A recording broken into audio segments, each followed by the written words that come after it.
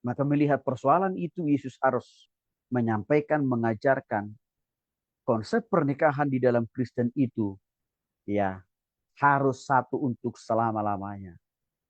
Tidak boleh gonta-ganti pasangan kalau sudah dipersatukan oleh Tuhan dalam pernikahan. Bagaimana dengan kalau alasan cerai, Pak? Sama, tidak boleh. Oleh karena alasan karena jinah orang bercerai, tidak boleh. Saya kira saya sudah kupas tuntas tentang hal itu di dalam materi-materi kita sebelumnya. Baik dalam perspektif perjanjian lama, bahkan juga dalam perspektif perjanjian baru. Tidak boleh. Itu makna yang bisa kita pelajari dari pengajaran Yesus di kota Yudea, hubungannya dengan tidak boleh bercerai. Mengingatkan kita di zaman sekarang. Sama prinsipnya, sama pengajaran Tuhan. Kita dilarang keras bercerai.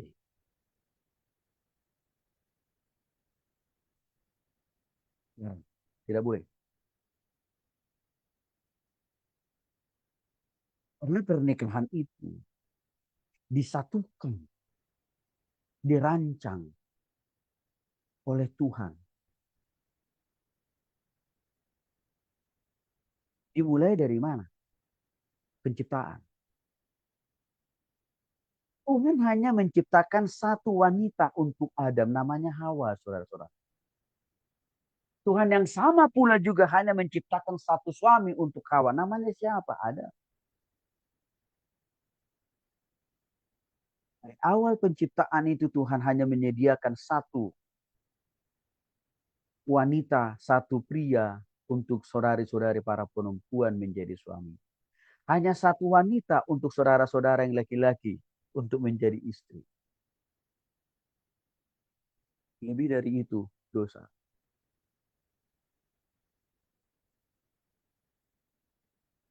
Untuk itulah kita dipersatukan di dalam pernikahan kudus. Dan di situ pun kita juga mengikrarkan komitmen dan janji kita untuk tetap mengasihi dan menerima pasangan kita itu dalam keadaan duka, dalam keadaan pergumulan, persoalan, sakit penyakit. Kan tetap mengasihi, mencintai pasangan kita itu. Dalam keadaan tidak punya uang atau super miskin suami kita, kita diingatkan dalam janji pernikahan kudus itu harus tetap kasih kita tidak boleh berubah kadarnya. Sedang diingatkan di zaman ini tentang kekudusan kesucian dalam pernikahan hanya boleh satu kali, kecuali oleh karena kematian. Di pelayanan saya hari Kamis kemarin, pasangan suami istri yang sudah 80 tahun usia pernikahan mereka. Mereka berkata begini, Pak Karim, saya kan dengan suami saya menikah itu nggak di gereja, Pak. Gitu. Mereka kami nggak punya nikah, tidak punya juga akte catatan sipil. Itu kata ibu ini.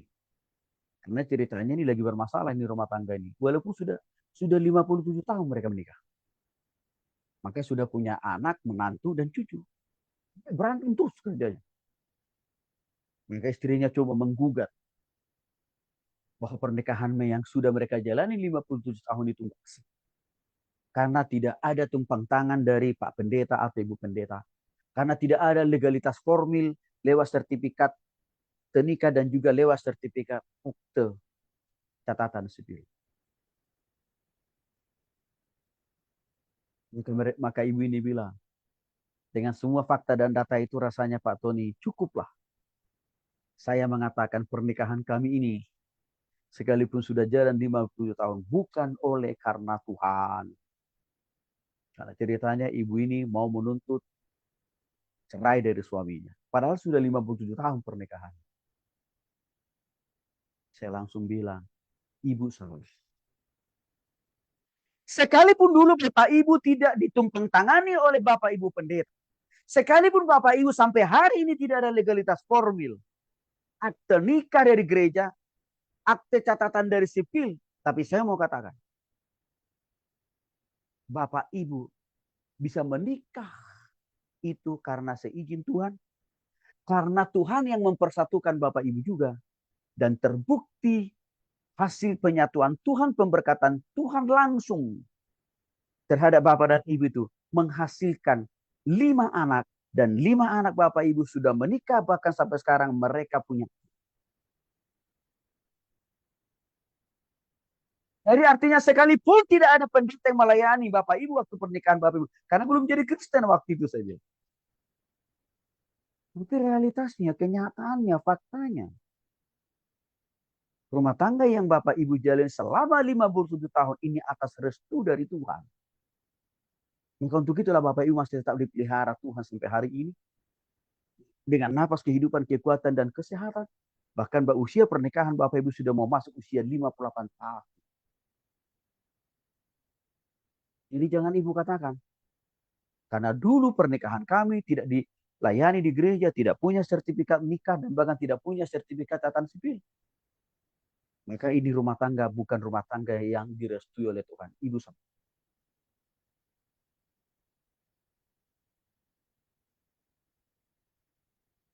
Jadi jangan tetap berpikir salah. Saya tahu Bapak Ibu sebenarnya target daripada si ibu ini mau menceraikan suaminya. Karena suaminya sudah nggak bekerja. Karena suaminya sudah 80 tahun Bapak Ibu. Makanya hampir tiap-tiap hari suaminya ini diusir dari rumahnya. Karena kebetulan rumah itu atas nama istrinya. Jadi ada kesombongan juga sebenarnya. Ya saya katakan, Ibu jangan lupa ya. Yang memberikan Ibu napas hidup, kekuatan, dan kesehatan Tuhan loh. Bukan rumah ini. Sekalipun rumah ini atas nama Ibu sertifikatnya. Tapi saya mau katakan, bukan rumah yang bagus ini yang membuat Ibu masih bisa bernapas. Juga bukan rumah yang bagus ini yang membuat Ibu masih sehat loh. Bukan loh Tuhan. Maka kalau Ibu tetap sombong, karena rumah ini atas nama Ibu, sertifikat atas nama Ibu. Hati-hati loh. Jangan-jangan nanti selesai kita fellowship di rumah ini, Ibu sudah tiada. Apakah itu yang Ibu inginkan? Enggak Pak Pendeta. Enggak, maaf, maaf. Maka saya bilang jangan sombong.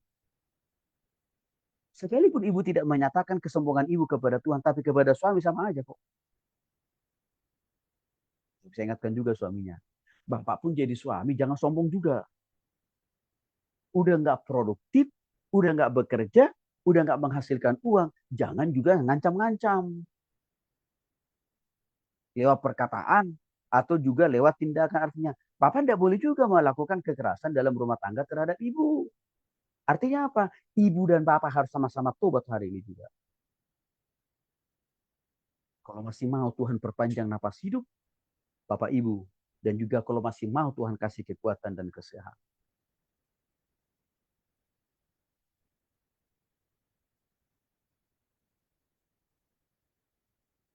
Pelajaran yang kedua Yesus lakukan di kota Yudea adalah Yesus mengajar anak kecil. Matius pasal 19 ayat 13 sampai 15. Yesus biarkanlah anak-anak itu jangan menghalang-halangi mereka datang kepadaku. Sebab yang punya kerajaan surga. Kenapa Yesus perlu mengajar anak-anak kecil? Sekalipun waktu itu para murid-muridnya berusaha menghalang-halangi, menghambat anak itu untuk berjumpa dengan Yesus. Tapi Yesus marah terhadap para murid.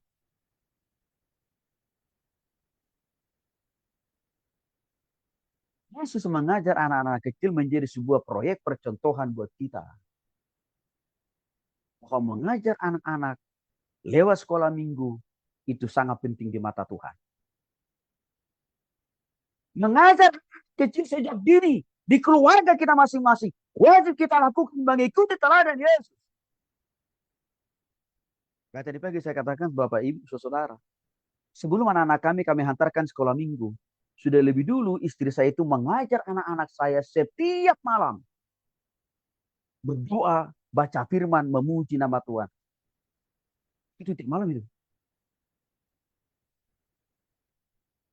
Jadi kami tidak pernah menyerahkan pendidikan anak itu kepada guru sekolah minggu. Tok, enggak. Bukan. Pengajaran itu kami pegang dari rumah. Kami bersyukur. Konsep metode pengajaran yang dilakukan oleh Yesus kami adopsi di dalam keluarga kami. Puji Tuhan, puji Tuhan. Dua anak kami. Mereka juga mengalami tumbuh kembang seperti yang dialami oleh Yesus. Bertumbuh secara rohani, bertumbuh secara fisik, bertumbuh secara mental. Kan mereka berdua tidak ada yang neko-neko pergaulan, yang enggak ada. Hasilnya apa? Puji Tuhan, puji Tuhan. Pertumbuhan rohani yang mereka dapatkan dari pengajaran saya dan istri, itu membawa dampak juga. Memberikan pertumbuhan akademis di dalam dua diri anak kami. Tuhan kasih kesempatan. Mereka dua-duanya masuk ITB.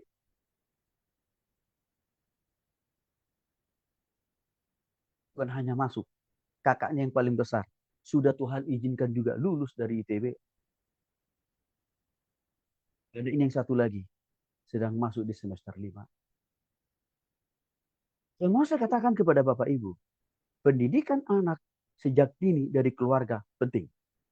Kalau Bapak Ibu mau mengharapkan anak-anak Bapak Ibu diberkati oleh Tuhan dalam masa-masa kehidupan mereka hari ini dan ke depan. Kesalahan terbesar orang tua baru sibuk mendidik anaknya setelah apa? Mau masuk perguruan tinggi, maka mulai heboh. Cari tempat kursus termahal dan terbaik.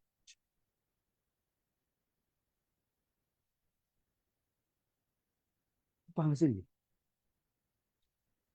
Tidak kecapai impiannya. Pendidikan anak itu dimulai sejak dini. Sejak dari keluarga. Bahkan saya katakan tadi pagi, sejak dalam rahim.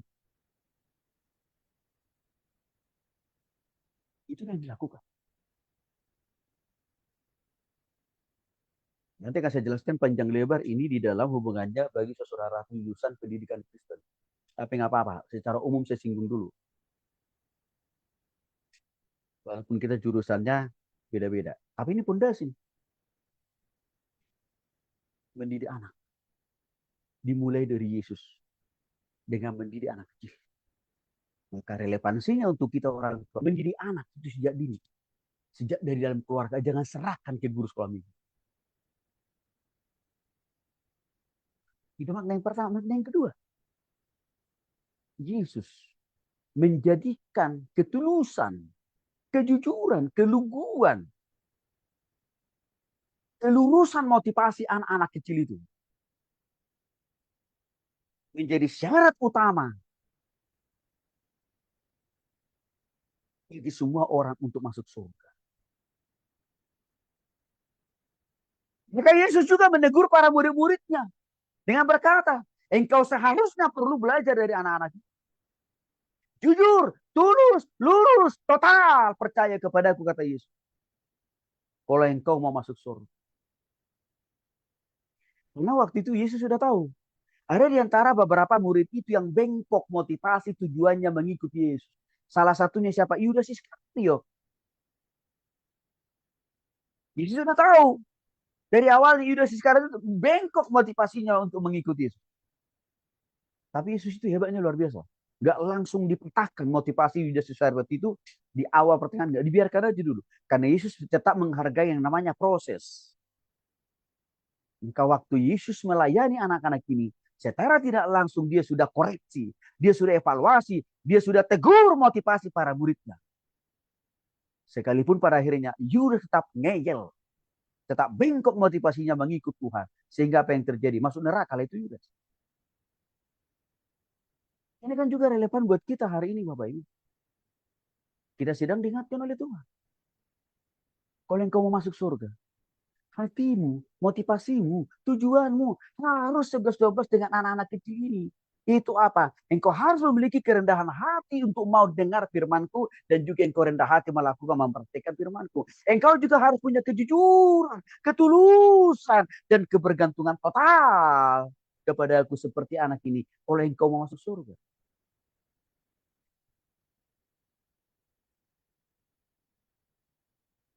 Banyak orang Kristen mau masuk surga tapi tidak jujur, tidak tulus, tidak total bergantung sepenuhnya kepada Tuhan. Maka apa yang terjadi? Batal masuk surganya. Batal diampuni oleh Tuhan. Saya pakai dulu ilustrasi sendiri pagi. Muda yang kaya raya itu. Batal dia masuk surga. Kenapa batal? Karena hati, pikiran, perasaan, totalitas hidupnya tidak jujur, tidak tulus, tidak ikhlas mengikut Tuhan. Terbukti waktu Yesus katakan, dua hartamu itu bagi-bagikan kepada yang lain. Respon dia, oh punten Tuhan, jangan dulu yang itu. Kalau itu syaratnya, maaf, saya nggak bisa, kata anak muda itu. Itu gambaran, itu cerminan. Banyak orang Kristen rajin datang masuk gereja, tapi belum tentu mereka lolos masuk surga. Kadang-kadang kita juga melayani Tuhan, banyak juga bengkoknya. Udah 28 tahun saya jadi pendeta, jadi tahu banget isi perutnya pendeta-pendeta. Hamba tahu banget. Banyak kok orang buka gereja, tidak jujur, tidak tulus, tidak lurus motivasinya. Untuk membawa jiwa kepada Kristus, membina, mengembalakan, memuridkan, memperlengkapi, lalu mengutus mereka. Sedikit di situ motivasinya. Saya berharap gereja Bapak Ibu di situ motivasinya. Tapi masih ada banyak lagi gereja yang lain, tidak begitu motivasinya. Motivasinya, tujuannya apa? Cuan, cuan, dan cuan, dan cuan. Maka kalau jemaat baru yang datang itu, pakaiannya lusuh, ditaruhlah di tempat yang paling pojok gitu. Tapi kalau yang datang itu pakai jas, ya pakai perhiasan ibu-ibunya, gitu ya, tas mewah, udah, taruh posisi dulunya paling depan. Itu kan bentuk ketidakjujuran, ketidaktulusan kita para pelayan Tuhan. Yesus mau mengajarkan kita dari kejujuran, ketulusan seperti anak.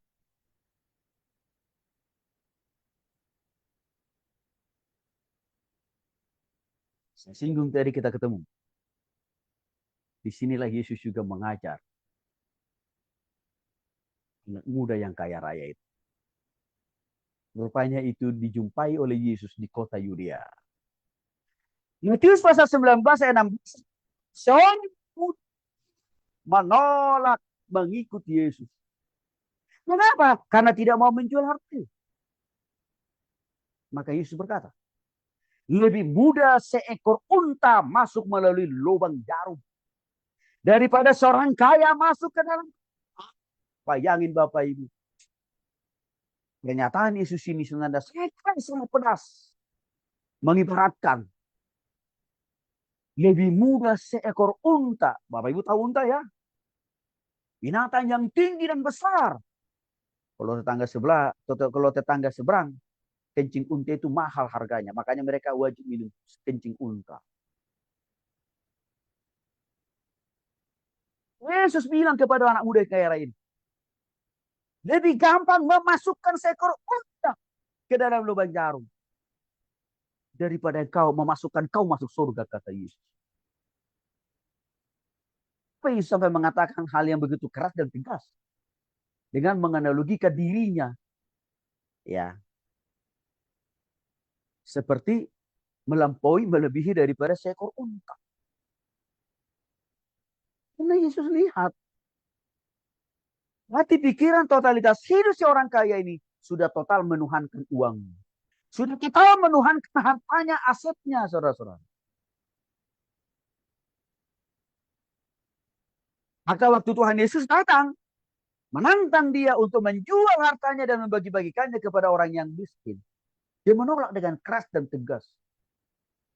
Dia lebih memilih untuk masuk neraka daripada harus menjual harta dan asetnya. Dia lebih memilih masuk neraka, Bapak Ibu. Coba, keterlaluan kan? Tapi memang itu nggak aneh. Karena di zaman sekarang juga banyak orang begitu kok. Banyak orang meninggalkan Yesus. Murtad. Hanya mengejar harta. Hanya mengejar jabatan.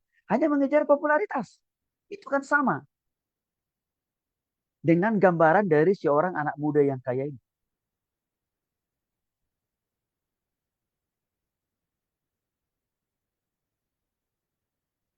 Kenapa Yesus memakai analogi lebih mudah seekor unta masuk melalui lubang jarum? Ini kan analogi saja. Ilustrasi saja ini. Yesus mau menegur, mau mengoreksi motivasi si anak muda yang kaya raya itu. Bahwa seekor unta lebih gampang bagi saya untuk memasukkannya lewat lubang jarum. Sekalipun lubang jarum itu sangat amat kecil dan sempit. Tapi bagi saya itu mudah. Daripada kamu, kata Tuhan Yesus kepada orang kaya ini. Karena Tuhan melihat orang kaya ini sudah total mempertuhankan uang dan kekayaan. Apa makna yang bisa kita pelajari? Hati-hati Bapak Ibu.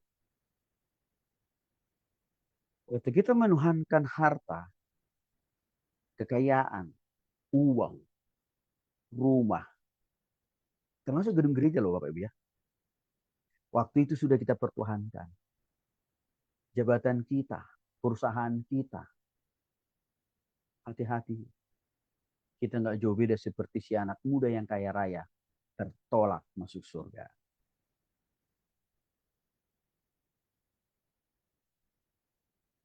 Memang sudah teruji dan terbukti di zaman modern ini. Banyak orang sulit masuk surga. Karena hatinya sudah begitu melekat, bergantung total dengan menuhankan kekayaan.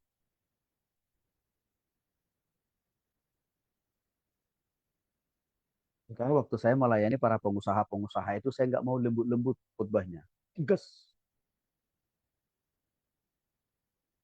Saya katakan kepada mereka. Hati-hati ya Bapak Ibu. Kalau sampai kekayaan, kejayaan, aset, usaha Bapak Ibu yang begitu banyak itu, Bapak Ibu pertuhankan. Ya kita mencatat, sulit bagi Bapak Ibu untuk masuk surga. Sekalipun isi dunia ini Bapak Ibu punya.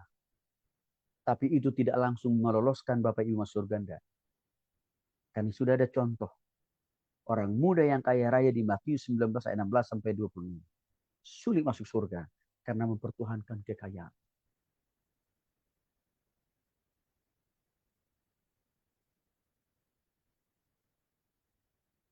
Pengajaran yang berikutnya yang dilakukan di kota Yudea adalah mengajar melalui perumpamaan tentang orang Samaria yang baik hati atau yang murah.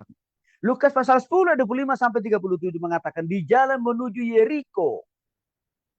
Itu masih bagian dari kota Yudea. Yesus mengajar bahwa sesama manusia adalah siapa saja yang menunjukkan belas kasihan tanpa memandang suku dan agama.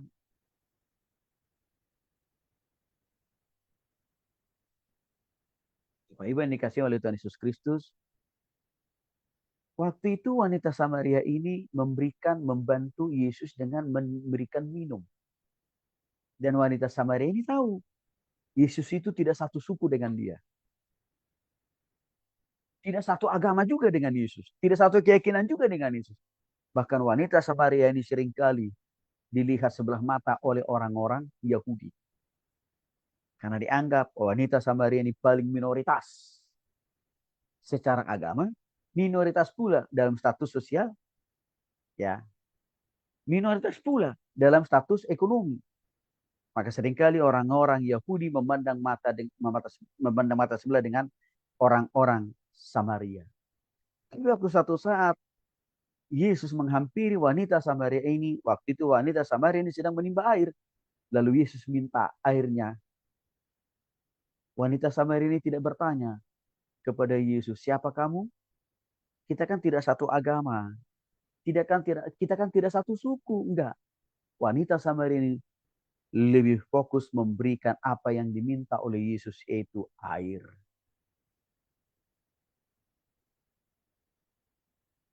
Balasan yang Yesus lakukan terhadap wanita Samaria yang baik hati ini, Yesus menawarkan air kehidupan.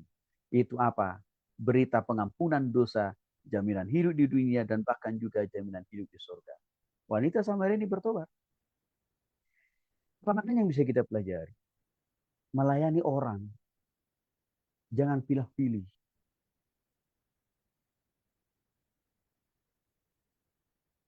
Melayani orang, nggak usah lihat status.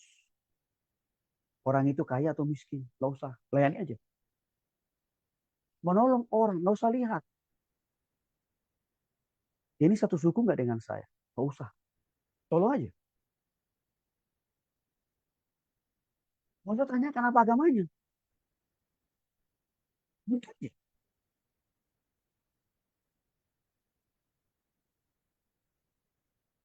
Seperti saya katakan tadi pagi, Bapak. Di malam waktu saya dengan istri saya bagi makanan. Nggak ada satupun orang yang kami kasih makanan gratis itu kami tanya agamanya. Kami ada juga dari antara mereka saya tanya, orang Batak ya? Enggak ada tuh. Enggak juga kami tanya, orang Jawa. Karena istri saya orang Jawa kan? Enggak juga. Kami kasih aja. Itu sedang diajarkan Yesus kepada kita. Nah, seringkali kadang-kadang kita juga melayani orang. Lihat sukunya. Lihat ekonomi. Lihat apa yang dia pakai. Oh, kalau kita lihat nih, pakainya bagus. Wah, sudah. Kita tempatkan di posisi yang termulia di gereja duduknya. Itu sudah rasis kita. Dan Yesus tidak pernah mengajarkan itu, Bapak. Untuk kalau saya menempatkan pengurus di pelayanan saya, tidak pernah atas dasar kesukuan. Tidak pernah. Saya memilih dan menempatkan pengurus dalam pelayanan saya. Tidak pernah atas dasar kesukuan. Tidak pernah atas dasar warna kulit. Tidak pernah atas dasar kesamaan daerah. Tidak pernah. Standarnya bagi saya adalah bertobat. Jadi kalau dia orang Sunda sudah bertobat, menunjukkan buah-buah pertobatannya, oke, berarti engkau layak menjadi pemimpin. Engkau layak untuk menjadi pengurus. Engkau layak jadi pengurus. Bagi saya itu standar.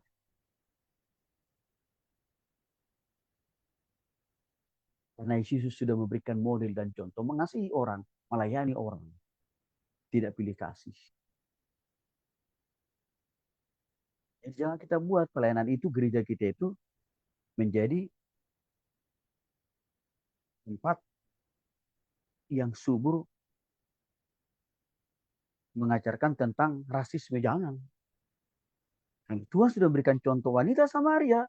Tidak masuk dalam perhitungan kacamata orang Yahudi masuk surga. Tapi diselamatkan oleh Tuhan. Pengajaran yang kemudian dilanjutkan oleh Yesus di kota Yudea adalah pengajaran tentang gembala yang baik. Yohanes 10 ayat 1 sampai 12. Yesus menyatakan dirinya sebagai gembala yang baik, yang memberikan nyawanya bagi domba-domba.